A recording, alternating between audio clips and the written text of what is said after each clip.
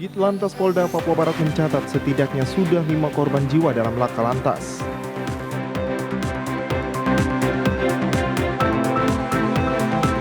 Program pembangunan proyek strategis nasional di Indonesia Timur merupakan program Presiden Joko Widodo dengan tujuan membuka keterisolasian.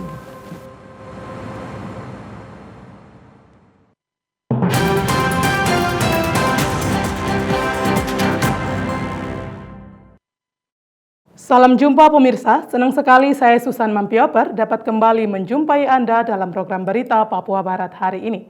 Sejumlah informasi di Papua Barat akan kami hadirkan untuk Anda.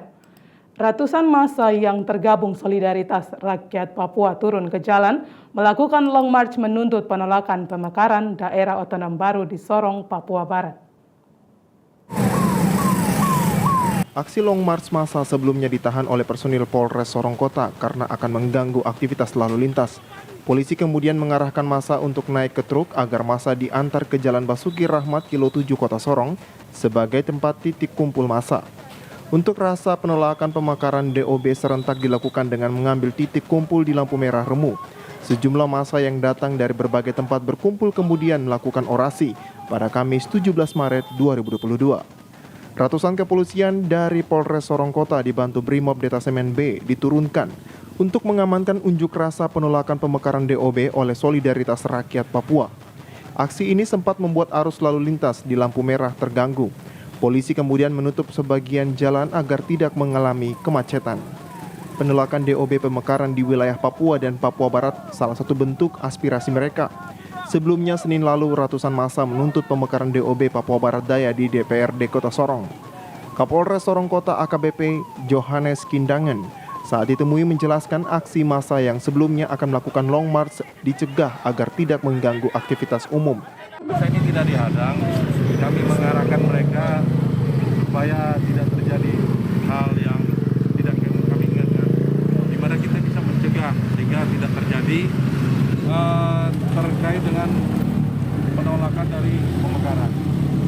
Jadi masa ini kami kawal dan tetap kami jaga sehingga pencegahan bisa kami atur.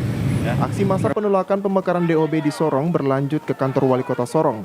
Massa melakukan long march dengan membawa spanduk dan baliho yang bertuliskan DOB bukan solusi untuk menyelesaikan akar permasalahan di Papua. Dari Kota Sorong, Mikal Jasman, TVRI Papua Barat melaporkan. Pemirsa, Kodam 18 Kasuari akan menempatkan anggota di setiap pelosok dan daerah terpencil dalam percepatan pembangunan di Papua Barat. Hal itu disampaikan Pangdam 18 Kasuari Majen TNI Gabriel Lema kepada awak media ketika mengadakan tatap muka yang berlangsung di Officer Mess Kasuari. Pangdam menyebutkan dalam kebijakan tersebut, anggota harus menyesuaikan diri dengan tugas pokok yang telah ada, yaitu menjaga, mengawal kedaulatan Negara Kesatuan Republik Indonesia dan melindungi segenap bangsa Indonesia. Pangdam mengatakan secara umum di seluruh wilayah dari Sabang sampai Merauke, TNI Angkatan Darat dalam program pembinaan sampai dengan pelaksanaan tugas teritorial bisa melaksanakan tugas di mana saja. Kemudian dengan kondisi geografi dan keragaman budaya di masing-masing wilayah Indonesia. Petugas yang berada di Kodam lain pun harus dapat menjalankan tugas saat diperintahkan melakukan tugas di mana saja. Dalam kebijakan ini, kita menyesuaikan pertama dengan tugas pokok. Tugas pokok kita TNI termasuk Angkatan Darat itu kan menjaga, mengawal kedaulatan Negara Kesatuan Republik Indonesia dan melindungi segenap bangsa Indonesia. secara umum bangsa, tetapi terrepresentasi di seluruh wilayah ya, dari Sabang sampai Merauke di 33 provinsi dan sebagainya. Nah, kami TNI Pusat Angkatan Darat dalam pola pembinaan sampai dengan pelaksanaan tugas itu, ini bisa melaksanakan kegiatan tugas itu di mana saja. Kenapa? Karena bergerak dari tugas pokok itu dalam pelaksanaan tugas dengan kondisi apapun di setiap wilayah di Republik ini, itu kita harus dapat siap digerakkan kemana saja. Mantan Danrem 033 Tanjung Pinang Kodam 1 Bukit Barisan itu mengatakan, kedatangan BKO TNI Angkatan Darat ke wilayah Papua Barat untuk membantu percepatan pembangunan di Papua Barat dan menjamin wilayah Papua Barat semakin aman. Gabriel menyebutkan anggota BKO yang datang ke Papua tentunya sudah disiapkan segala sesuatu untuk mendekatkan diri kepada setiap komponen masyarakat dan pemerintah daerah dalam segala tugas mereka. Jadi begitu datang, jangan datang sini baru belajar. Pembelajaran itu terus berjalan kita. Saya pun di sini juga walaupun sudah paham, ini proses pembelajaran berjalan. Tapi hal yang membuat ikatan pertama, begitu datang masuk, cep, langsung orang yang skrup itu, mau remote gitu masuk, langsung masuk itu. Sederhana tetapi mudah-mudahan itu. Ini juga kan pelaksanaan tugas ini kan dengan tujuan ataupun dengan sasaran adalah apa? Untuk membantu percepatan. Yang jelas aman, tetapi yang datang di sini dalam konteks area teritorial itu yang sudah disiapkan dengan segala sesuatu yang untuk diberikan kepada masyarakat, tetapi mungkin berinteraksi dengan kita juga di sini, dengan wartawan, juga dengan komponen masyarakat dan terutama perangkat pemerintah daerah yang berada di wilayah situ. Memang nanti sudah ditentukan kita siapkan dalam bentuk pos-pos langsung masuk.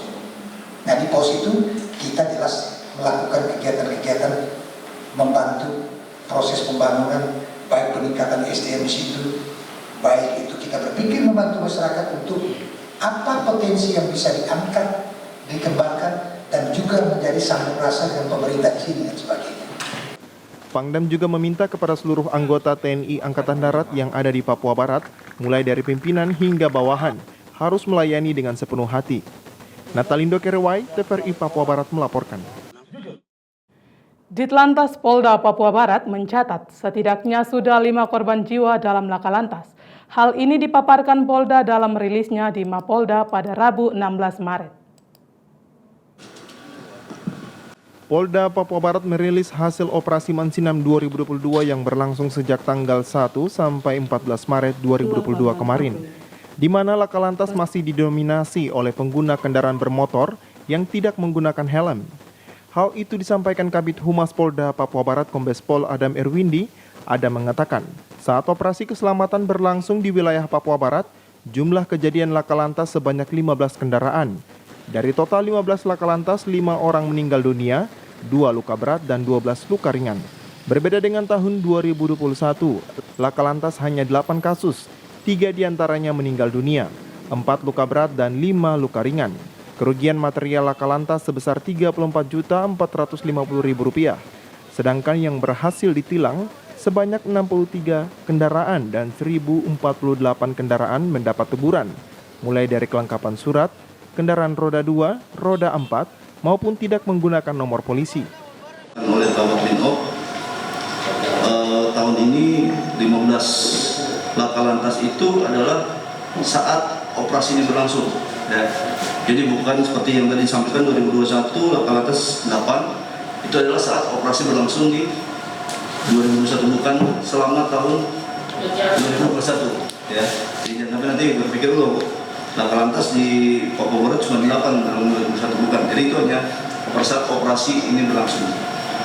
Jadi tadi selama operasi ini berlangsung dari tanggal 1 kemarin sampai tanggal 14, berarti 14 hari, itu 2022 ada 15 laka lantas, di mana 5 meninggal dunia, 2 luka berat, dan 12 luka ringan. Kabid Humas Polda Papua Barat mengatakan, pada umumnya yang meninggal dunia akibat mengalami benturan di kepala. Hal ini disebabkan karena lagi-lagi masalah helm. Untuk itu, Adam menghimbau kepada seluruh pengendara untuk terus mematuhi aturan lalu lintas demi keselamatan bersama. Kalau fatalitasnya ada 5 yang meninggal dunia. 5 ya? 5 meninggal dunia. Motor ya semua ya, Pak? Motor semua. Motor ya? Jadi rekan-rekan memang penyebab kecelakaan yang paling banyak mengakibatkan meninggal dunia itu adalah benturan di kepala, ya kan? Sehingga Pak polisi lalu lintas itu selalu tidak bosan-bosan mengimbau agar menggunakan helm. Karena kalau kecelakaan tangannya yang patah, kakinya patah, itu masih bisa tertolong, Pak.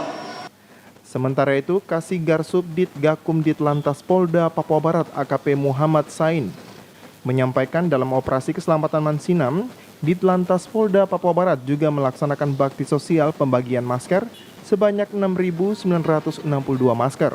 Selain itu, ada juga rekayasa lalu lintas dilakukan 9 kali. Kemudian pemutaran kendaraan yang tidak sesuai aturan dan protokol kesehatan sebanyak 423 kendaraan. Natalindo Kerwai, TVRI Papua Barat melaporkan. Kita beralih ke informasi lain, pemirsa. Pemda Teluk Bintuni bersama kantor wilayah Ditjen Perbendaharaan Provinsi Papua Barat menandatangani MOU transfer ke daerah dan dana desa atau TKDD tahun anggaran 2022 yang bertempat di Gedung Sasana Karya Kamis 17 Maret 2022.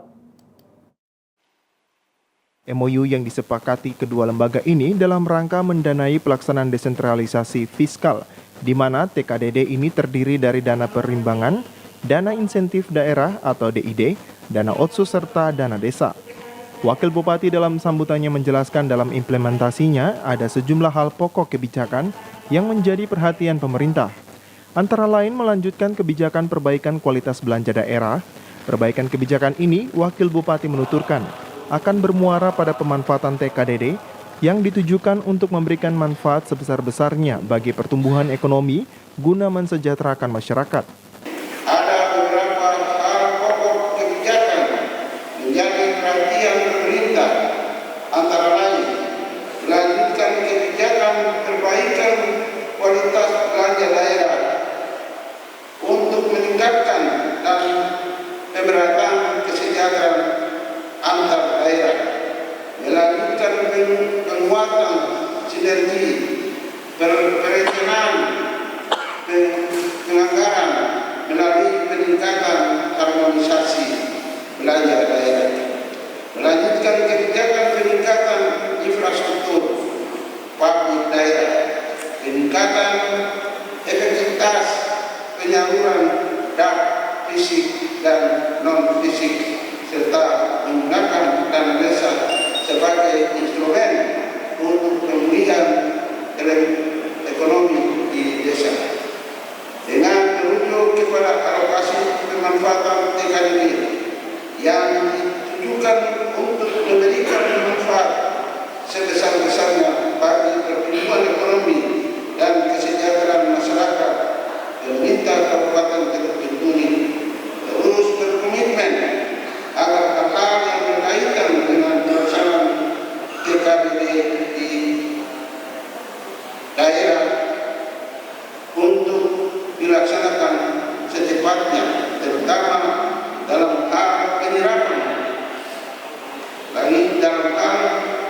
penyerahan terhadap pertumbuhan ekonomi dan kesejahteraan masyarakat Teluk Bintuni.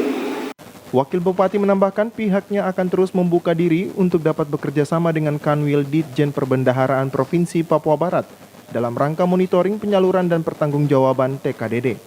Perlu diketahui pada kegiatan ini dilakukan pula penyerahan plakat dan piagam dari Kanwil Ditjen Perbendaharaan Provinsi Papua Barat kepada Pemda Teluk Bintuni sebagai apresiasi atas prestasi tata kelola keuangan tahun anggaran 2021. Di mana Pemda Teluk Bintuni dinilai berhasil mempertahankan predikat opini wajar tanpa pengecualian selama 8 kali berturut-turut atas laporan hasil pemeriksaan Badan Pemeriksaan Keuangan Perwakilan Papua Barat tahun anggaran 2021. Dari Teluk Bintuni, Valentino Wanma, TVRI Papua Barat melaporkan. Pemirsa, informasi selanjutnya akan hadir setelah jeda berikut ini. Tetaplah bersama kami.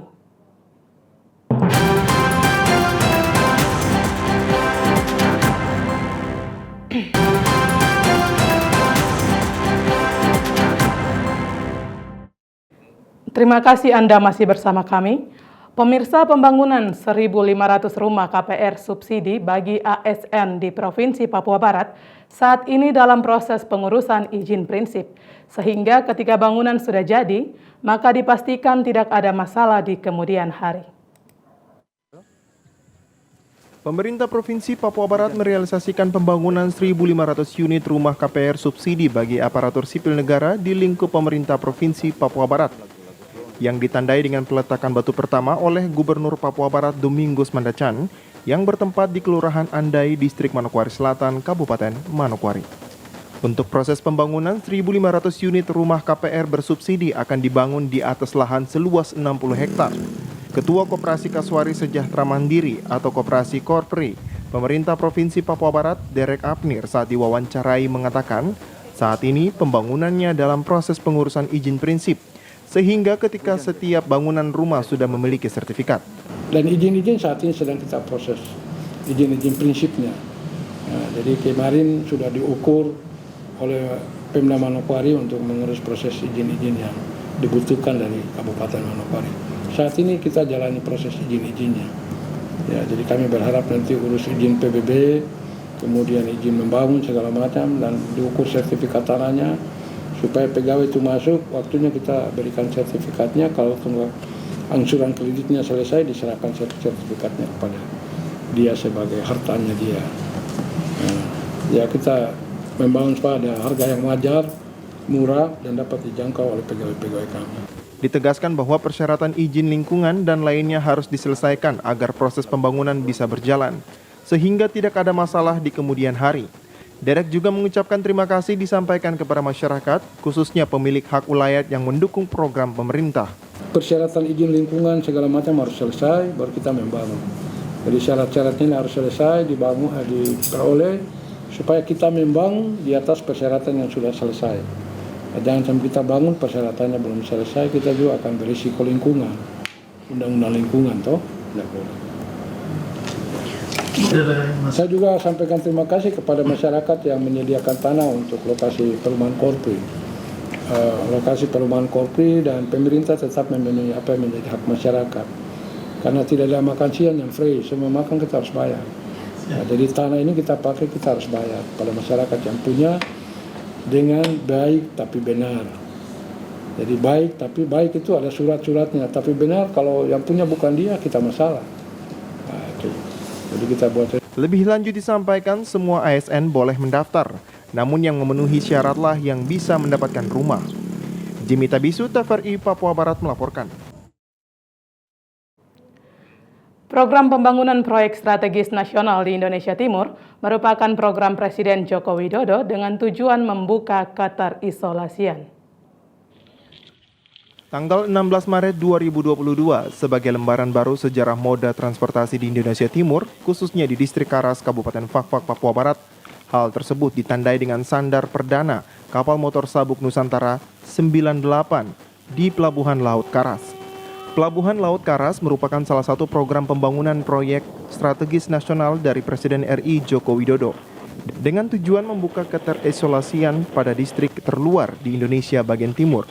Kegiatan ini mendapat apresiasi dari Wakil Bupati Fakfak Yohana Dina Hindom. Berupa pelayaran di Distrik Karas, hal ini juga sangat mendukung kami dalam mewujudkan visi misi pemerintah daerah Kabupaten Fakfak. Dengan terbukanya akses ini tentu memudahkan masyarakat untuk menikmati fasilitas pelayaran dari Karas luar Karas, juga sebagai pemanfaatan kegiatan ekonomi masyarakat ke arah yang lebih baik. Dalam kesempatan yang sama, Kepala Kantor Kesyah Bandaran dan Otoritas Pelabuhan Fakfak Kelas 4 Fakfak, Faisal Fatah, dalam sambutannya menyampaikan terima kasih kepada semua pihak, terutama para tokoh masyarakat Karas yang ikut berpartisipasi dalam pembangunan Pelabuhan Laut Karas. Karena pada sore hari ini kita sama-sama berkumpul di sini menyaksikan sandar perdana KM Sabuk Nusantara 98 ini yang menandakan bahwa Pelabuhan Karas resmi dioperasikan. Pelabuhan Laut Karas dilengkapi dengan 1 buah musola, 1 buah bangunan kantor, 1 unit generator pembangkit listrik berkapasitas 60 kWh, 1 ruangan terbuka untuk karantina hewan, 1 unit MCK, pos jaga dan gudang. Areal Pelabuhan Laut Karas terletak sangat strategis untuk tambatan kapal perintis dan kapal-kapal ASDP. Untuk rutenya, rute Sabuk Nusantara 98 melayani Kaimana, Karas, Fakfak, Kokas, Babo, Bintuni, Arandai, Sorong, Saukorem, dan Manokwari. Dari Kabupaten Fakfak, Frans Tamela, TVRI Papua Barat melaporkan. Salah satu kebutuhan pokok rumah tangga yakni minyak goreng mulai langka di Kabupaten Taluk Bintuni. Bahkan harga jualnya kini sudah mencapai Rp25.000 per liternya. Kepala Dinas Perindakop dan UKM Teluk Bintuni, Julius Bandi, yang dikonfirmasi wartawan di ruang kerjanya Selasa 15 Maret 2022 membenarkan mulai langkanya minyak goreng di Bintuni.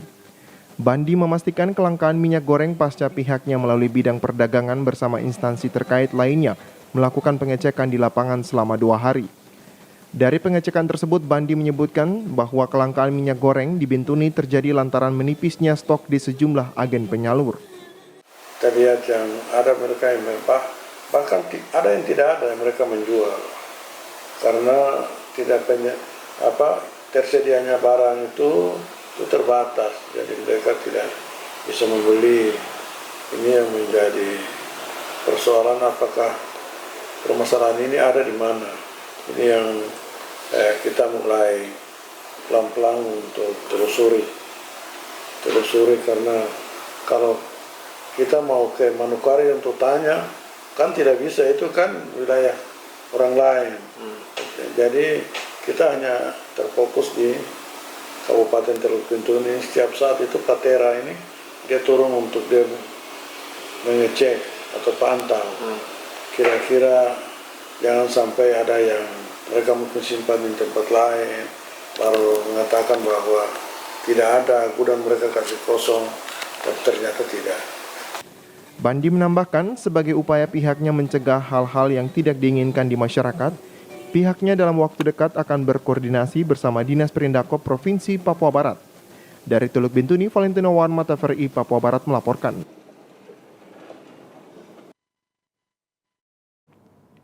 Pemirsa, informasi tadi sekaligus menutup jumpa kita dalam program Berita Papua Barat hari ini. Kami tetap mengajak Anda untuk mencegah penyebaran COVID-19 dengan cara memakai masker, mencuci tangan pakai sabun dengan air yang mengalir, menjaga jarak, menjauhi kerumunan, serta membatasi mobilitas dan bersedia divaksin sesuai kebijakan pemerintah. Indonesia pulih karena aku, Indonesia pulih karena kamu, Indonesia pulih karena kita. Mewakili kerabat kerja yang bertugas, saya Susan Mampioper mengucapkan terima kasih dan sampai jumpa.